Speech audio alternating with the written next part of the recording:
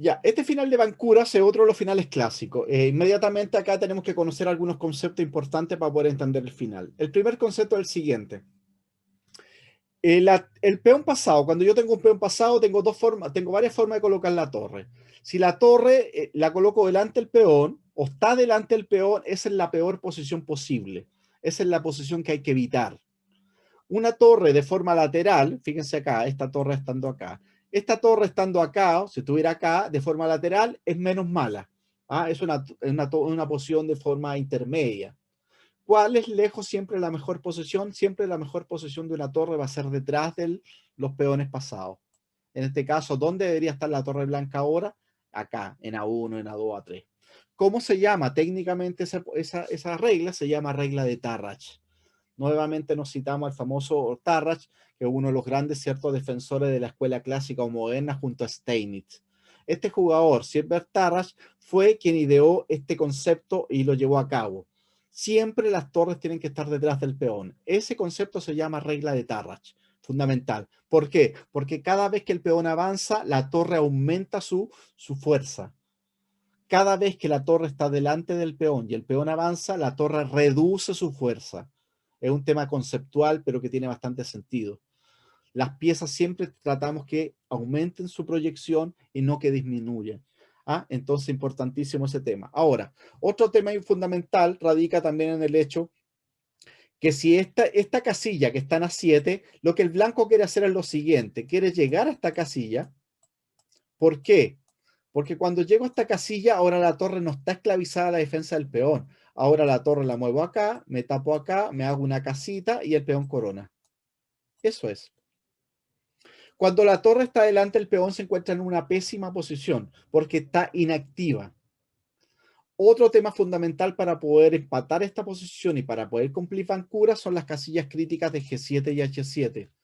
El rey negro tiene que estar en una de esas dos casillas. Si no está en una de esas dos casillas, hay un tema táctico. Un ejemplo, si el rey estuviera en E7, el blanco inmediatamente hace A7 porque a la siguiente la amenaza torre H8, le tiene que amenaza coronar, torre por peón, torre en la séptima fila y le come la torre. Es un recurso táctico clásico de esa posición. Para realizar Bancuras, obligatoriamente necesito que el rey esté en G7 y H7. Cualquiera de esas dos casillas, cualquiera de las dos. H7 o G7. ¿Ya? Ahora, importantísimo, la única forma que el peón avance a séptima fila es cuando el rey no se encuentre en esas dos casillas. Si el rey tuviera, un ejemplo, estuviera en H5, yo hago A7 y gano. ¿Por qué? Porque a la siguiente doy un jaque, le doy jaque al rey negro y inmediatamente corono dama. Pero estando el rey en G7 y H7, ya esos jaques no me sirven porque me comen la torre y simplemente la torre está defendiendo la casilla de coronación. Ahora, súper importante para poder hacer tablas de Bancuras. Necesito obligatoriamente que los jaques no se den por atrás, sino que se den de forma lateral. Si doy los jaques de forma por atrás, miren lo que va a pasar.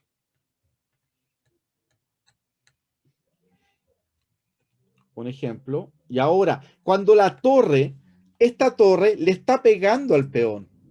Cuando la torre le pega al peón, me está obligando que esta torre pasiva defienda al peón. Y esa es la clave de todo. Si la torre está pasiva, el blanco no puede ganar.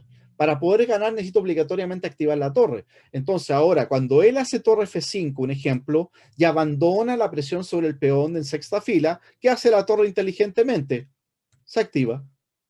Con lo cual la partida inmediatamente se gana. ¿Ven qué simple? Ahora, cuando hace torre 1, ahora la diferencia radica que el rey logró ubicarse en la casita A7. Ahora, que el rey esté acá en A7 significa que el rey está defendiendo el peón. Eso nos demuestra que la torre ahora tiene libertad de acción para poder moverse. Y con lo cual se va a activar y va a ganar así. Voy a hacer torre B8, torre B6, rey B7 y corono. Así de simple. Todo depende de la actividad. La palabra actividad es crucial en los finales de torre. Si hay una palabra mágica en los finales de torre, se llama actividad. Ok, entonces, ¿cuál es la diferencia? Acá es importante. Yo se los voy a mostrar aquí a la rápida, pero para que ustedes por lo menos lo tengan como una referencia. Acá hay un par de casillitas que se llaman casillitas de Romanovsky.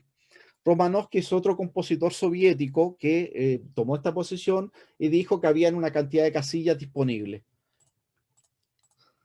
¿cuáles son las famosas casillas de Romanowski? En el fondo, las casillas de Romanowski, ustedes lo pueden buscar en los libros más específicos, pero lo que quiere decir Romanowski es que son aquellas casillas donde si el rey negro, el rey blanco se encuentra, yo puedo dar el jaque y colocarme inmediatamente en la sexta fila tocando el peón.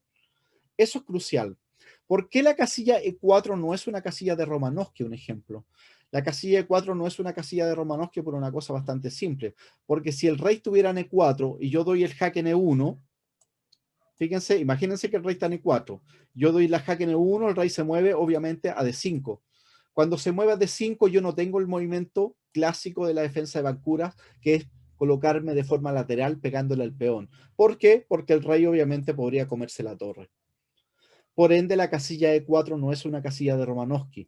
Todas las otras casillas de Romanowski, como vamos a visualizar en la partida, me da jaque porque está dentro de una casilla Romanowski, se mueve acá y ahora aplica el concepto fundamental. Si hago torre A1, tontamente, me hago rey de 5. Nuevamente el rey se dirige a la casita, activa la torre y el peón finalmente corona. Cuando yo le doy el jaque y él se mueve a E4, logro finalmente el objetivo fundamental de la poción de Bancuras. Para poder hacer Bancuras necesito, no lo olviden, que el rey se encuentre en G7 o en H7 y la torre tiene que pegarle al peón siempre de forma lateral. ¿Por qué es tan importante que la torre le pegue de forma lateral? Porque en el fondo eso demuestra que la torre blanca tiene que seguir inactiva, pasiva. Ahora, si en el caso puntual que se diera el caso que este jugara A7, ahora entro nuevamente en una posición teórica de tablas. ¿Por qué? Porque la torre blanca no puede nunca salirse de la defensa del peón. Cuando él se acerque, yo me vengo para acá. Él se acerque, yo tranquilamente paso. Cuando defiende el peón con la intención de activar su torre, inmediatamente jaque. Fuera, jaque, fuera. Le doy 1000 jaques. Cuando se aleja del peón, vuelvo obviamente a pegarle al peón, con lo cual sigue estando la torre blanca activa.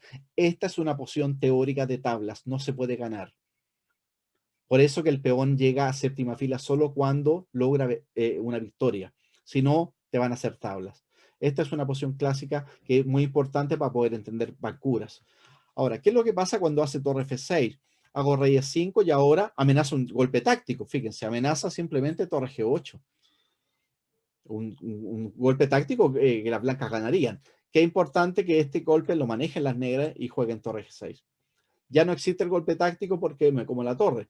Ahora, nuevamente, si hace A7, aplico la posición teórica que acabamos de visualizar. Y ese final tablas teórico. Siempre y cuando el rey esté en G7 y H7 y la torre siempre le esté pegando al peón en séptima fila.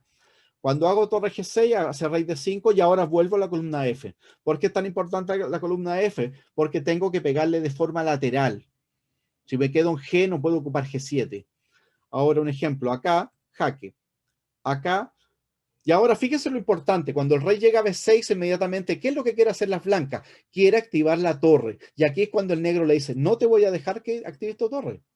Ah, se colocó en la casita, en A7, feliz. Amenaza torre B8, torre B7 y todo. No, jaque. Y no lo deja salir nunca, ¿cierto? Jaque.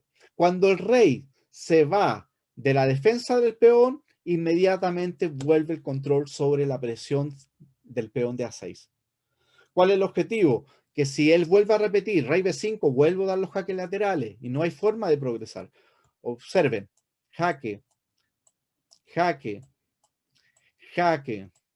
Donde él vaya, jaque, se va, jaque, fuera, jaque, se va, jaque, se va y finalmente vuelve a la misma posición. Cuando llego a esa oposición en sexta fila, avanza el peón a séptima fila porque ya se da cuenta que no puede ganar y inmediatamente la torre se coloca en sexta fila. Con lo cual, estando el rey en G7 o H7 y la torre detrás del peón, la partida es inmediatamente tablas teóricas. Listo. Esa es la famosa posición de Bancuras.